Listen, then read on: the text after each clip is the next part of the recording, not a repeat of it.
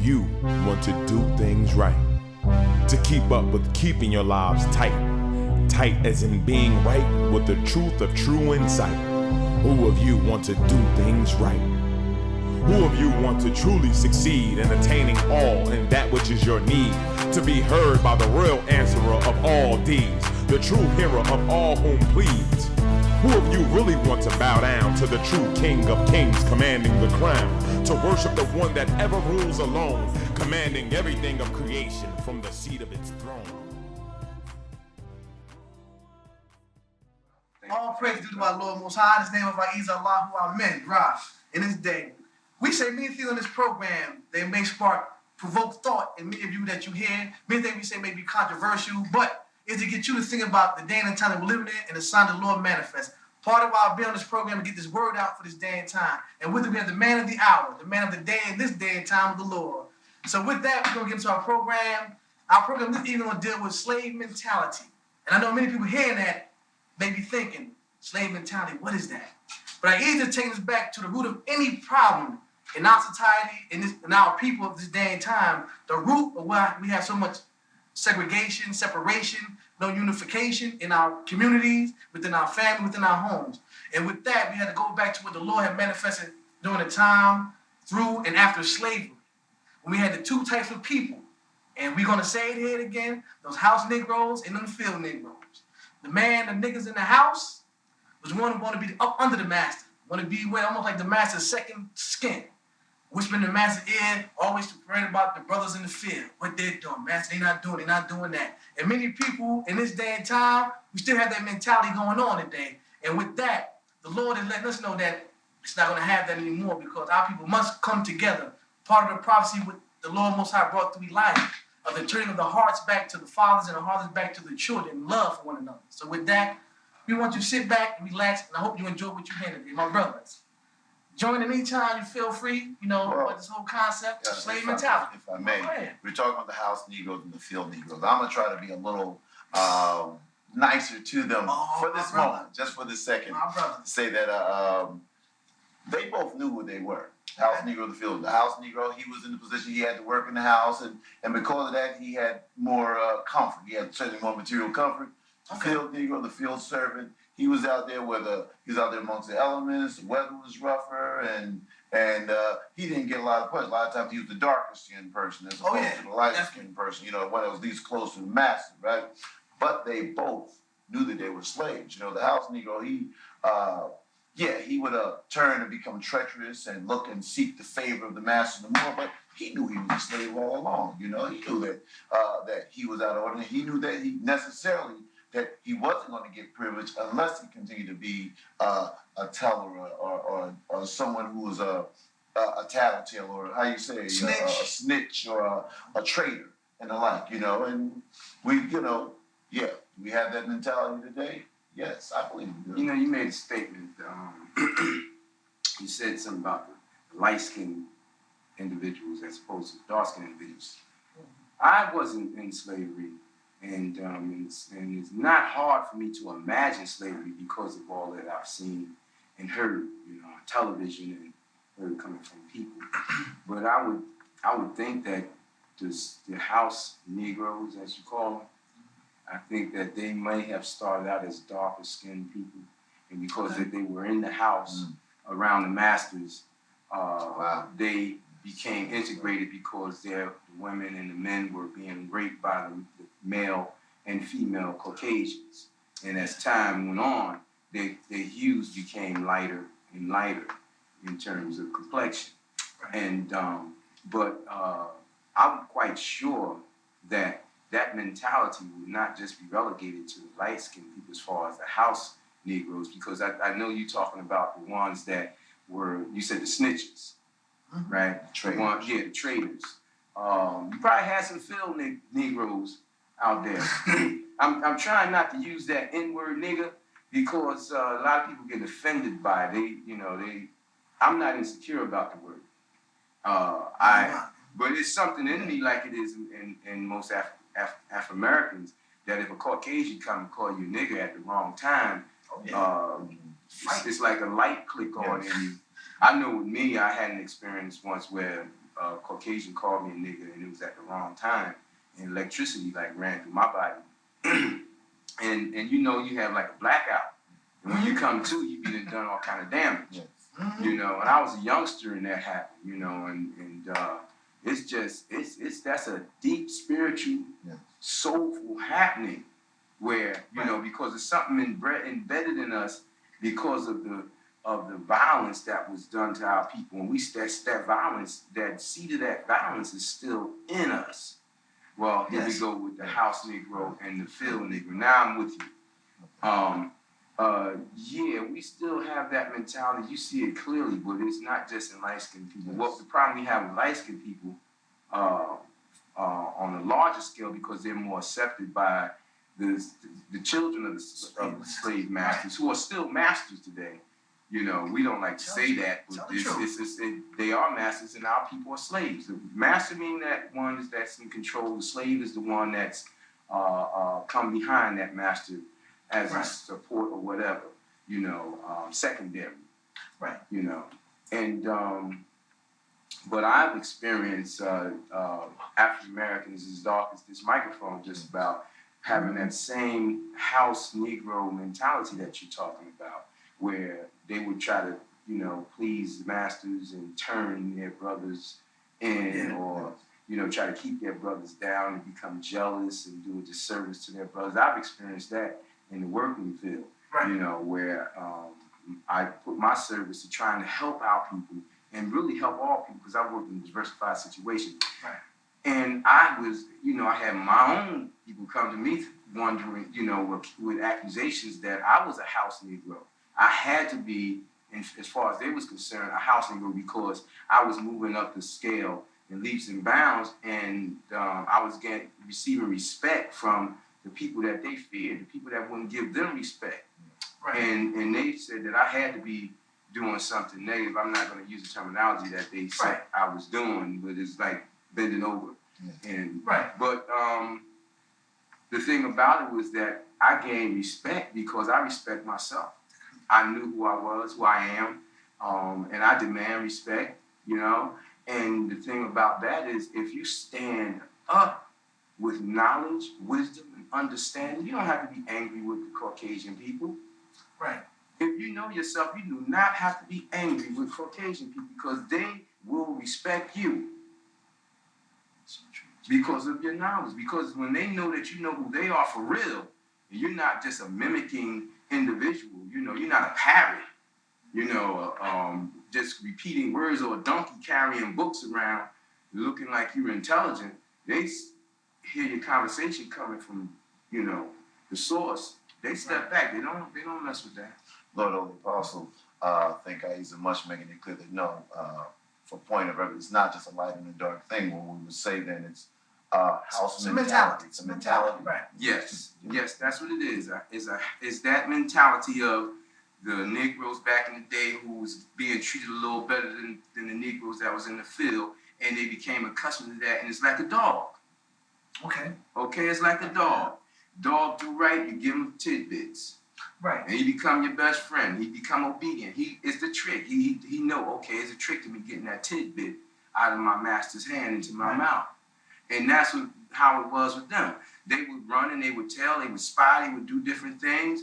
And just like the other pets, they fell in love with the master because that was the hand that was feeding them. Right. And you know, not so much degrading them or anything, but you know, you have to have respect for the fact that they had their knowledge, their religion, their language, their parents taken from them, just as their parents were taken from their original country, from Africa. You understand? And then they were raised, they were nurtured just like what we have got going on in the public school system today. Yeah. And some of us in private school, some of us, like with the house Negro attitude, they would take their children and give them to their what we consider our enemies. Right. And let the enemies raise our children. Right. And then we have a situation where you have public school where you have the poor class, lower class people who have to send their children to public school, but the government refused to let them have freedom, refused us freedom as a people. Right. And part of that refusal is them educating our people, spying on our people, making sure our people live up to their standards and live by their rules and their beliefs about them being the master, whether they say it straight out or not. So they raise our children to never think in terms of a life of self-government beyond the government of these United States of America. So you have that same training consistently going on even in this day and time. And then if you bring this up to Afro-Americans, they get angry with you. Oh yeah. You know, because like in my case, Ahezaah giving me all these things to deliver to the world. And as I deliver these things to people, who's been coming against me? Who's been threatening my life? Who's been doing all these things? Our people. Our people. Who's been standing back with respect? Caucasians. Definitely. Who's been sending our people against us? Some of them some of those Aryan Arabs and Turks and whatever that they consider their brothers, their sheikhs and their imams and what have you, sending our people to try to do us some harm, which they find that they can't do that. You know, that's neither here nor there. But here we go again with that house Negro mentality. Field Negroes, them was the ones who want to escape. They want to burn down the house. They want to kill all the animals. They want to burn the cotton fields. They want to get out of there because they was being treated so bad. Yes, we got that going on really deep, but it has a lot to do with education. Yeah, one of the things that I easily do, because as the messenger speaks, it's all about the psyche, the mentality of today. And we look at this day and time. My brother and I were having a conversation before this program even started about how many Black Americans today, what Lord Most-High calls Afro-Americans, they have the mentality when they raise the flag of this country, they're not Black men, they say we're American. But as I hear him say that, I always sit back and wait a minute. You ain't truly free in this society, so you can't really be considered American, because he always gonna look at you, the Caucasians that run this country, gonna look at you still less than them. They leave it in the Constitution that you're still 3/5 of a man, a human in this country and society, and it's on the books. So if they really want to truly liberate and free you, they would take that off the books if they were truly to be sincere in what they're giving. But our people, again, we were talking about how. Well, I would think in the least they would take that off the books, but that wouldn't change anything. No, because it's like this here. This is their house. Right. The mentality of the Caucasians in these United States of America is that this land is theirs. Right. Grudgingly, they give the Indians their reservations. Right. Grudgingly. Yeah. With our people, they give us nothing. Now, they say, you know, like myself, I got a lot of Native American in me. Right. They say if you have Native American, if you're claim Native American, you don't have to pay taxes, this, that, and the other, right? Because you're a free man. Right. Okay. What is that saying about the Afro-Americans who they've taken from another land? We shouldn't be taxed. We should not be taxed because we didn't come here of our own free will. No. That's right. We were forced here. So, you know, this is their house.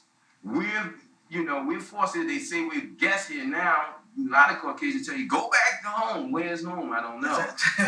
You know? But we should definitely not be taxed. And we should have free education. We should, if they want to pay us back for reparations, they will give us our way to education without charge. They got money they throwing away to outer space and all over the place, you know, on their programs. They can set the people free, but they refuse to set the people free. And they know they can set the people free. But the thing about it is, like Elijah was saying, they turned Elijah's program around, try to say he taught hate. Elijah didn't teach hate. I never heard Elijah say hate the white man. No. Elijah asked them to give us a state, a free state. Let us have our own land, and those who want to go with us, let them come. Those who want to stay with you, let them stay. Right. You know, and you know, but that's a threat to them. They feel they have to have control over people, and that's why they want to control all these other nations today. They didn't jump out of just controlling us, you know, and it's been prophesied in the book of Revelation about they would control kings, nations and kings. They would control 10 of them. Right. They talking about these people here, Jezebel. Yeah. But you want to say Their something? desire to control the world. Their desire is to control the world, not only this world, but outer space. They want to They want to control the universe. They wanted their man. Let me tell you something. You think the Pope and them not jiving about their kingdom being a kingdom of God? Them being the holy fathers? You know, they like Nimrod. Nimrod had them people build a Tower of Babel up trying to get up to heaven. They build their towers up so that you will worship the buildings.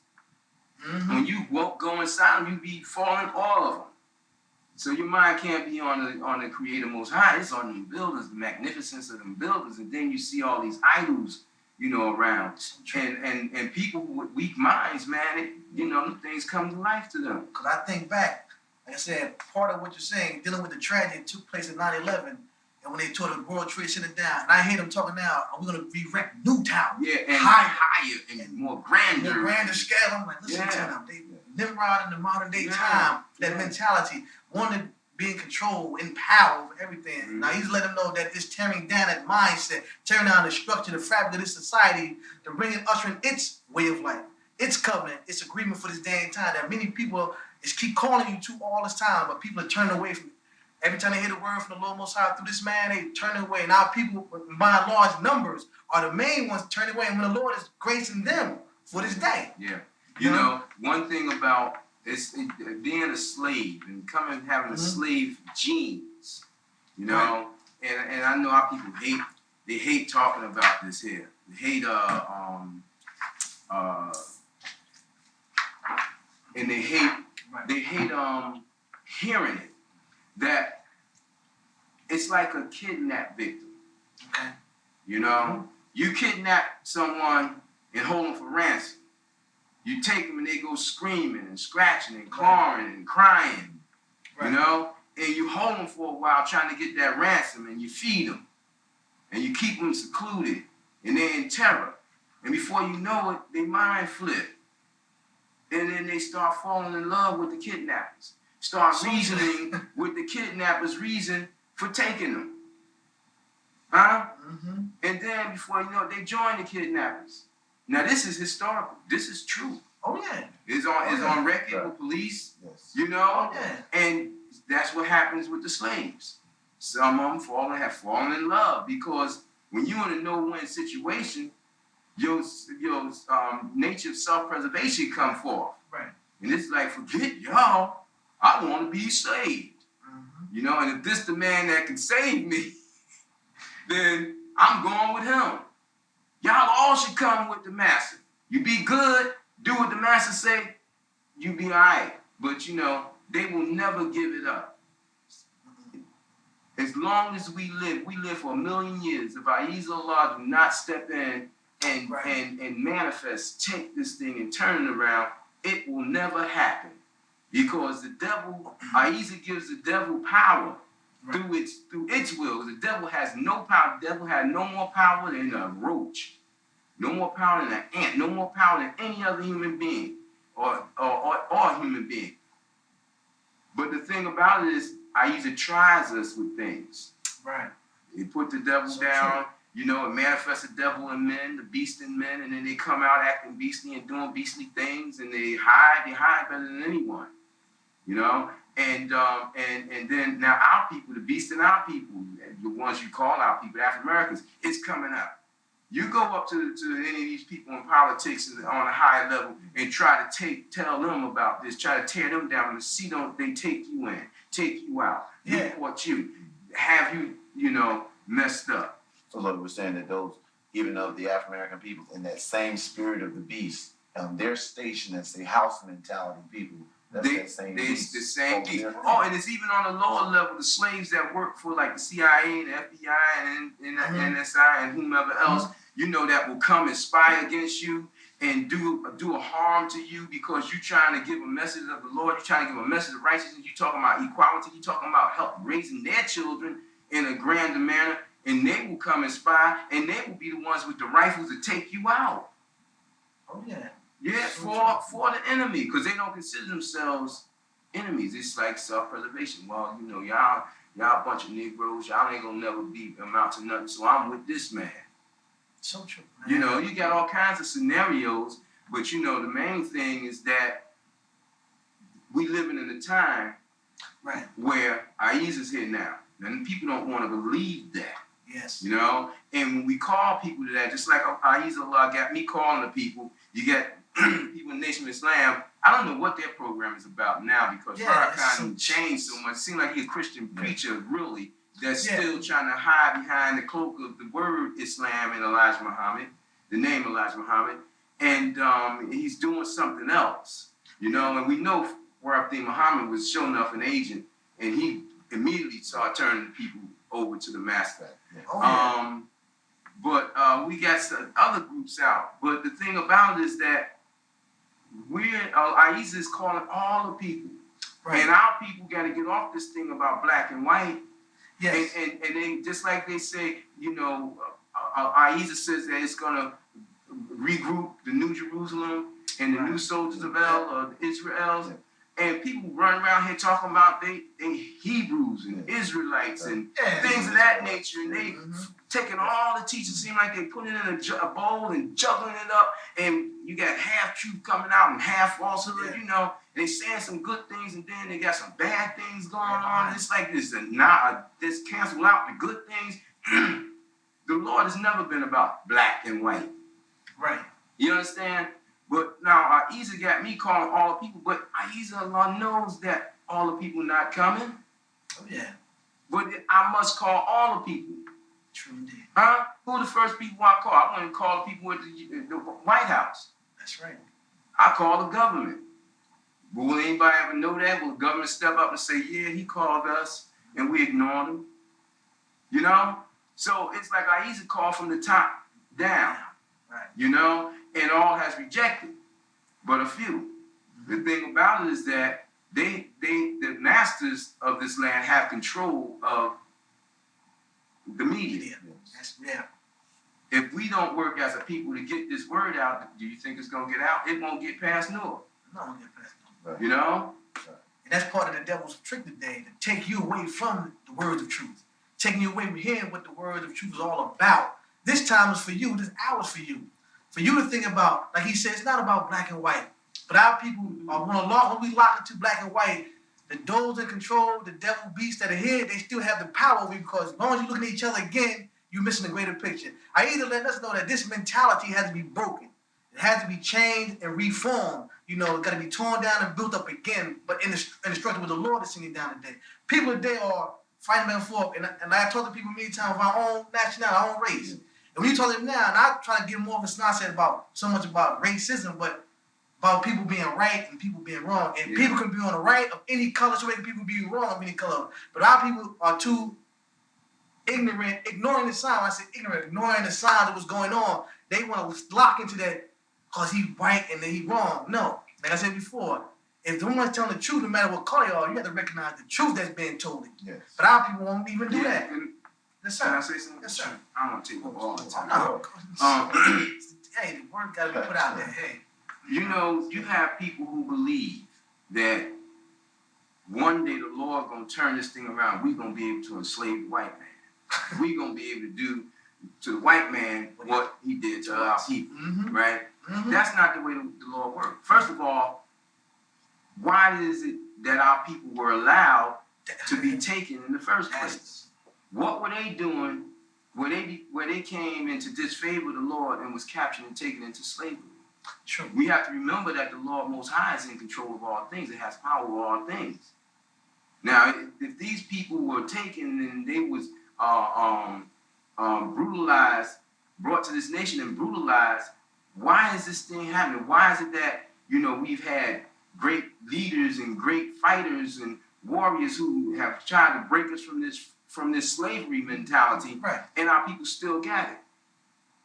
You see, they still got it. What it is that those who are a threat, a real threat, historically in this nation of the Afro-American people, they give them the jobs. They give them government jobs. They give them government business. Okay, we give you a voice. You're strong. You're good with your people. We give you a voice. They see the Christian ministers and what have you. Okay, you're a threat. Okay, we give you a voice. Who gonna speak for your people? And they know that they have raised these people themselves. Oh yeah. Now we have people running around here talking about things gonna change and the white man gonna be working for us and this, that, and the other. They angry with the white man. They devils themselves. Oh yeah. They speaking from a devil platform, from a devil mentality themselves. You know, I'm not one who says turn the other cheek. No. The Lord never said to me, turn the other cheek. The Lord said to me that that's a lie that they told on Jesus about turning the other cheek.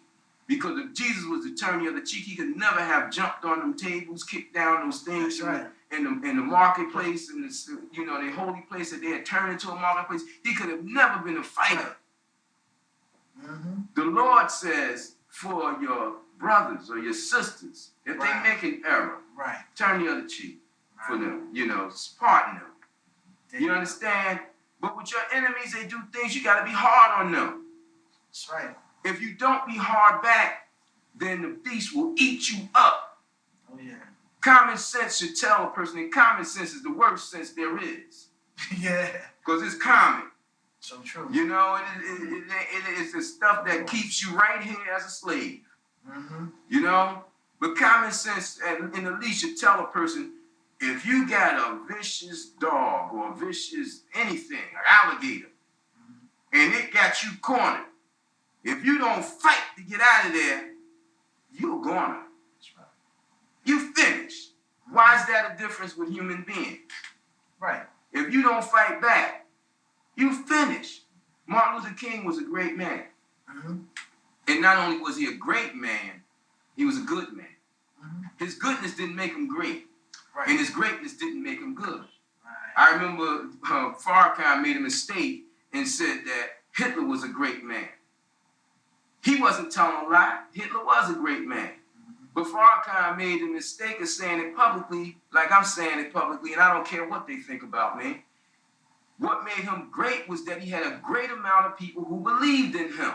Right. He was great in their minds. That's what Farrakhan was talking about. Hitler was great in their minds, but people, Jews and what have you, jumped on that. You hear what he said? He said Hitler was great. And then they put their spin on what he was saying. Right. And with him not knowing how to come up out of that, because if you get your hand in the cookie jar and you getting a little bit of something now, then you ain't got no back. Right. You ain't got no back. Because see, like myself, going to Farrakhan, going to Mount Mariam, and doing what I did, sent a letter in advance and made all this arrangements, and they said, come on, okay. And then when I got there, they said, don't see him, keep away from him for that whole week. To me, he was a house Negro. That's right. Farrakhan, house Negro. People say, how could you say that? Because I'm the messenger of the Lord Most High. That's why. Because I am the messenger of the Lord Most High, and Farrakhan is a human being who is ignoring the Lord Most High's call. Right. And I'm not here to try to make friends with anybody. I'm not here to try to compromise with anybody, because what I know and what I've seen and what I've experienced with my Lord, when it's taken me up and brought me near to itself, I can't worry about anything in this world, because I know that it is greater. And my duty is greater. Anything Farrakhan is doing, Farrakhan got the people food. He's hopping and dancing and playing and prancing with Elijah's name, and our people is just lost in it, because they are the ones who are really afraid of the white man, the Caucasian, and they will stand behind him as he's their armor and their shield. Right. So as long as he keeps saying the white man's the devil or this, that, and the other, they stand behind him, because when you come to him, they'll take you off for him. Even if you tell him the truth. That's been my experience. Oh, yeah. We know what Elijah said. We know that there's things that they're ignoring about what Elijah said. Oh, yeah. We know that, and we know that Elijah was against the house Negro and the field Negro mentality. You see? So we come with this message of the Lord, and they don't want to hear it. So what that classify them as? It ain't about overcoming the white man and putting him under our feet. It's about us following the Lord's lead and letting the Lord do what it says it's going to do, and we will inherit the land. And hopefully we have a balance of people who will, regrow and do whatever it is that the Lord said is going to be done, and we don't have to suffer so much, in being raised up. Oh, Allah, Lord Most High is so gracious with you here today. This is something for you to think about this day and time. The Lord Most High is giving you the opportunity, the chance. If you like what you heard in this program, you send your posts, your thoughts or comments to A.H.A.D Incorporated, Post Office Box 8795, Newark, New Jersey 07103. That's A.H.A.D Incorporated, Post Office Box 8795, Newark, New Jersey 07103. This has been an A.H.A.D moment. I hope we got you to thinking this evening, because it's about the mentality today. It's about changing your mind, the mindset of in the slave mentality. This has been an A.H.A.D moment, the calming for the storm. My brother, the Holy-Apostle Deen, it's been a pleasure to have you. My brother Fat Kid's been playing out on the set with you. But you tune in again to the next program. This has been an A.H.A.D moment. Man, Who he's peace. of you want to do things right? To keep up with keeping your lives tight. Tight as in being right with the truth of true insight. Who of you want to do things right? Who of you